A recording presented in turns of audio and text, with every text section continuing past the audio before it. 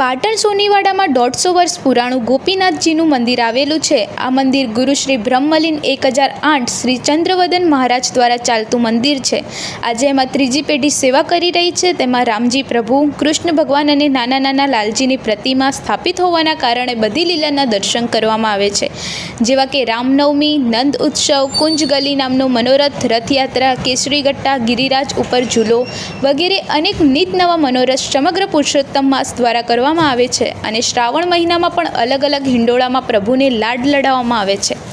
આ મંદિરમાં જવા માટે સોનીવાડામાંથી પણ જવાય છે અને બજારમાં ચિતારાની પહેલી ખડકીમાંથી પણ દર્શન કરવા જઈ રહ્યા છે. એની સાથે હું છું એન્કર નિહારિકા પરમાર અને રિપોર્ટર સ્નેહાબેન પરીખ. અમારી ચેનલ વિશ્વને સર્જન ન્યૂઝ સાથે બન્યા રહો અને ચેનલને લાઇક, શેર અને સબસ્ક્રાઈબ કરો.